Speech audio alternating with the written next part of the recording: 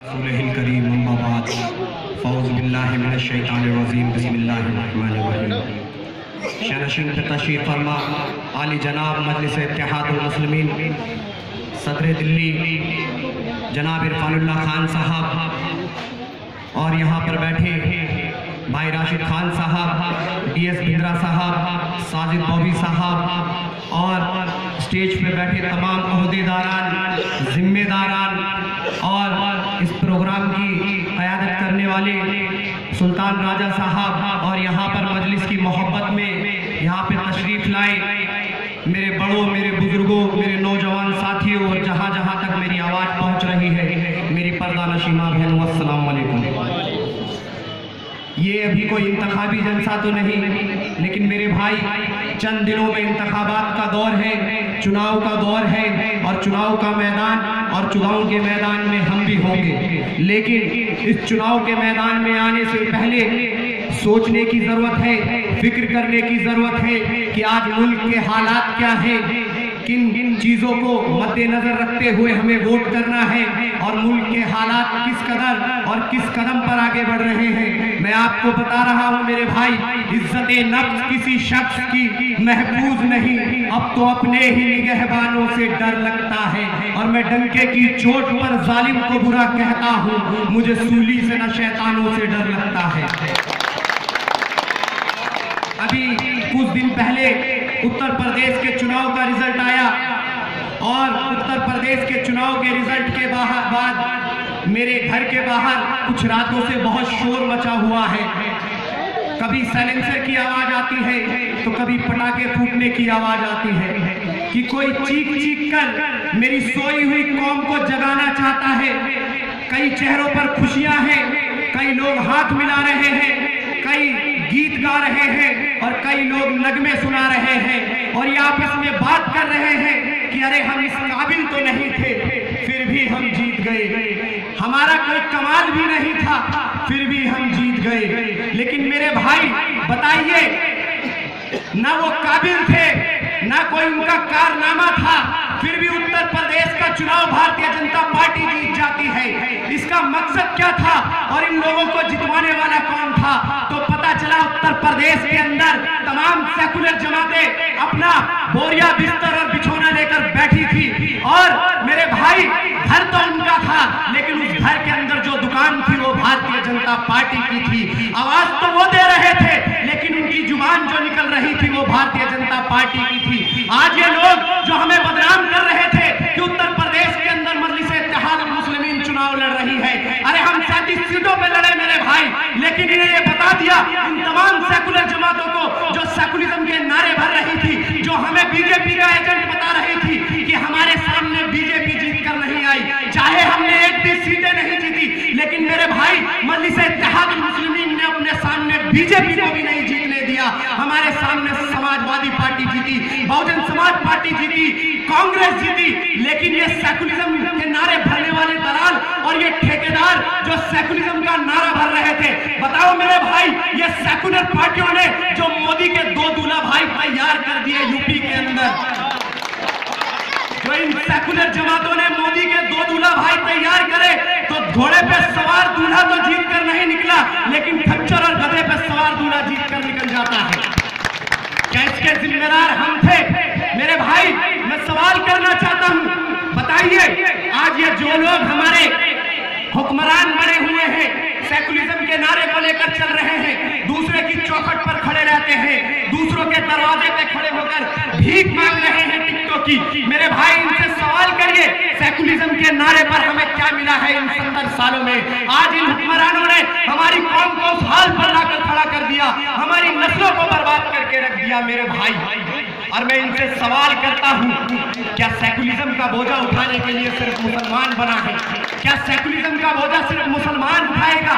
मेरे भाई तो जवाब ये मिलता है कि एक हम गरीब मजलूम कौम है, बदहाली है, गुर्बत की जिंदगी जी रहे हैं, इसको दूर करने के लिए सेकुलरिज्म के सिवा हमारे पास कोई चारा नहीं। तो मैंने सोचा जरा मुल्क का जायजा लिया जाए कि सेकुलरिज्म के नाम पर मिलने वाली भीख ने हमारी कौम की गरीबी, गुर्बत और बदहाली किस कदर दूर की है। तो मेरे भाई जब मुल्क का जायजा लिया तो बहुत अफसोस हुआ, बहुत अफसोस हुआ मेरे भाई। मैंने देखा जब मुल्क का जायजा लिया तो भूख से तड़पते बच्चों की चीखें सुनाई देती है, तो कहीं पर मेरे भाई बजरंग दल आरएसएस के दलाल शेर बनते नजर आते हैं, कहीं पर आदम की बेटी बाजारों में बिकती है, तो कहीं पर वजीर आजम के तन पर लाखों का लिबास नजर आता है, कहीं पर रेड लाइट के चौराहे पर गरीबी और गुर्बत से लोग दम तोड़ रहे होते हैं, तो वही चौराहे से निकलती इन हुक्मरानों की बड़ी बड़ी गाड़ियां गुजर रही होती है। मेरे भाई मेरी आंखों ने क्या क्या नहीं देखा, मेरी आंखों ने गुजरात में कटते हुए अपने लोगों को देखा, दम तोड़ते हुए अपने लोगों को देखा, मेरी माँ बहनों की आफत लूटते हुए देखा, मेरी माँ बहनों की कोखें वीरान हो गई, मेरी माँ बहनों का सुहाग उड़ गया। मुजफ्फरनगर में मेरी आंखों ने मेरे लोगों को बेघर होते हुए देखा, उन बेघर घरों में मेरी माँ बहनों की आफत लूटी गई, मुंबई में मेरी माँ बहनों को नंगा सड़कों पर दौड़ाया गया। मेरे भाई मेरी आंखों ने क्या क्या नहीं देखा, मेरी आंखों ने अखलाक के परिवार को तड़पते हुए देखा, मिनहाज की बीवी को तड़पते हुए देखा, नजीब की अम्मी को अपने बेटे के इंतजार में तड़पते हुए देखा। तो कहीं मेरी आंखों ने मेरे भाई अपने लोगों को अपना ईमान बचाते हुए देखा, तो कभी अपने शरीयत को बचाते हुए देखा। बताइए क्या ये भीख मिली है सेकुलरिज्म के नाम पर? तो मेरे भाई हुक्मरानों के लिए मेरी जुबान से ये आवाज निकलती है, अरे वसूलों को बेचकर मसलत खरीदने वालों, निगाहे वफा में बड़े हकीर हो तुम, ना तुम्हें कभी कौम का दर्द था और न रहेगा, क्योंकि हिर्स के बंदे हो, बेजमीर हो तुम, बेजमीर हो तुम। बताइए मेरे भाई हमने सेकुलरिज्म के नारे को लेकर किसका साथ नहीं दिया? 70 सालों में हमारे बीच में तमाम जमातें आई, सेकुलरिज्म के नारे को लेकर कांग्रेस ने आवाज दी, हमने लब्बैक कह के इस्तकबाल किया, बहुजन समाज ने आवाज दी, हमने लब्बैक कह के इस्तकबाल किया, समाजवादी पार्टी ने आवाज दी, हमने लब्बैक कह के उसका इस्तकबाल किया, मुलायम ने आवाज दी, हमने लब्बैक कहा, नीतीश ने आवाज दी, हमने लब्बैक कहा, लालू ने आवाज दी, हमने लब्बैक कहा। अब इन कुछ दिनों में आम आदमी पार्टी अरविंद केजरीवाल ने भी आवाज दी, हमने लब्बैक कहा। लेकिन मेरे भाई बताइए 70 सालों के अंदर अगर मुल्क का जायजा लिया जाए तो पता चलता है कि जहां तक इंसानी जिंदगी बसती हो वहां तक पीने का पानी तो नहीं पहुंचा, लेकिन अफसोस वहां तक फिरका परस्त ताकतें पहुंचा दी गई मेरे भाई। बताइए इन 70 सालों के अंदर जिसको जो चाहिए था उसको वो मिला, जिसको जो मिलना था उसको वो मिला, लेकिन अगर इन 70 सालों का जायजा लिया जाए तो मेरे भाई मुसलमानों को क्या मिला?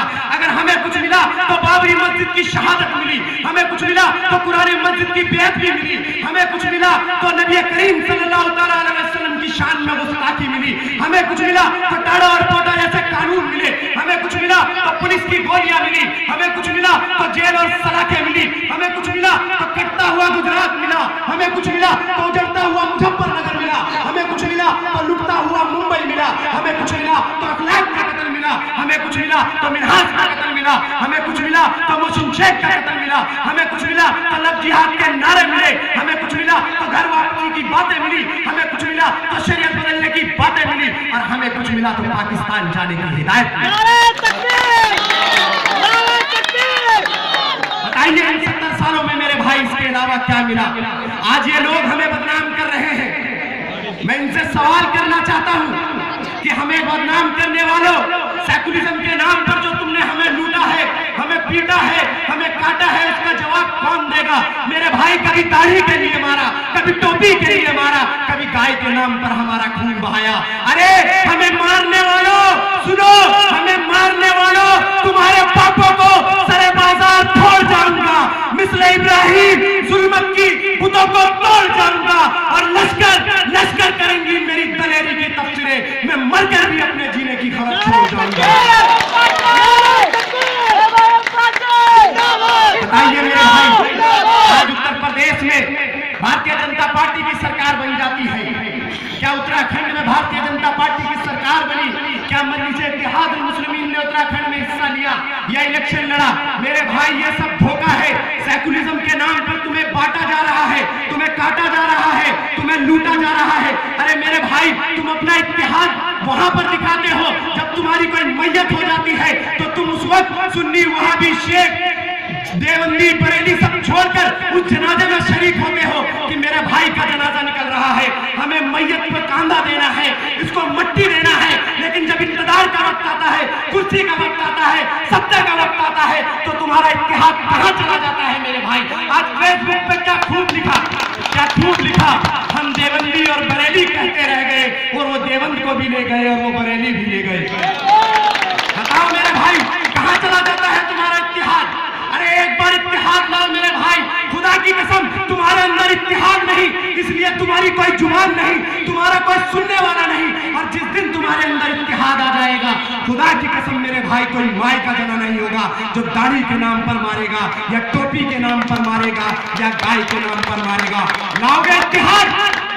हाथ खड़े करके बताओ मेरे भाई, हाथ खड़े करके बताओ, लाओगे इत्तेहाद? देखो यहां से जाओगे, तमाशा नहीं है मेरे भाई, ये तमाशा का मंच नहीं लगा, ये मुल्क का फिक्र है और मुल्क के हालात है। अगर आप लोग इस चीज को ना समझोगे मेरे भाई, तो आने वाले वक्त में तुम्हारा मुस्तकबिल उजड़ जाएगा, तुम्हारे नस्लों का मुस्तकबिल उजड़ जाएगा, तुम तबाह बर्बाद हो जाओगे। आज बताओ हमारे बच्चे तालीम के मैदान में कहां है मेरे भाई। सेकुलरिज्म के नारे भरने वाले इन दलालों से सवाल करो।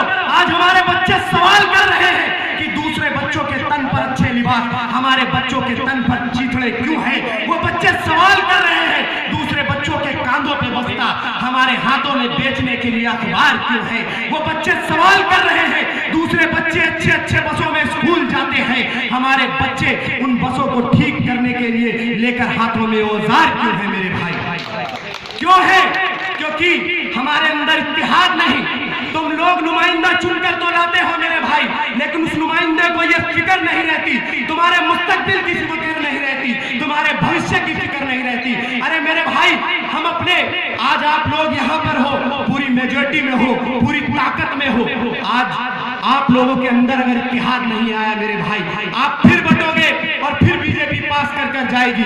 आज बताओ मेरे भाई, उत्तर प्रदेश के अंदर और उत्तर प्रदेश का रिजल्ट देखकर कम से अंदर अपने अंदर इत्तेहाद ले आओ।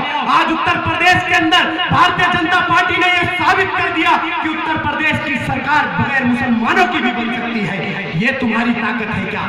आज तुमने अपनी ताकत को कहां कमजोर कर दिया, आज तुमने अपनी ताकत को कहां बांट दिया। आज तुमने अपनी ताकत को कभी इस पार्टी में, कभी उस पार्टी में, कभी इस पार्टी में, कभी उस पार्टी में मेरे भाई। मैं आपको बता रहा हूं मेरे भाई, वक्त की कमी है। मेरे बड़े भाई इरफानुल्लाह खान साहब भी बैठे हैं, इंशाअल्लाह इंतखाबात के दौर में फिर मुलाकात होगी और मैं आऊंगा और इतना बोलूंगा कि ये जो केजरीवाल ने बेल्ट लगा रखी है मेरे भाई, ये बेल्ट उतरेगी और इसके अंदर खाकी चट्टी नजर आएगी। तो मैं देखना जिस दिन मैं दोबारा आऊंगा। और मैं जाते जाते अपने इन 2 अल्फाज में अपनी बात खत्म करते हुए जाता हूं कि मेरे ख्वाबों को छीना है किसी ने, मेरे ख्वाबों को छीना है किसी ने, मैं सबकी खामोशी पर मुस्तहिल हूं। मेरे लहजे में सच का बागपन है, मैं अपनी कौम की जिंदा नस्ल हूं, मैं अपनी कौम की जिंदा नस्ल हूं। बाखुदा बनाए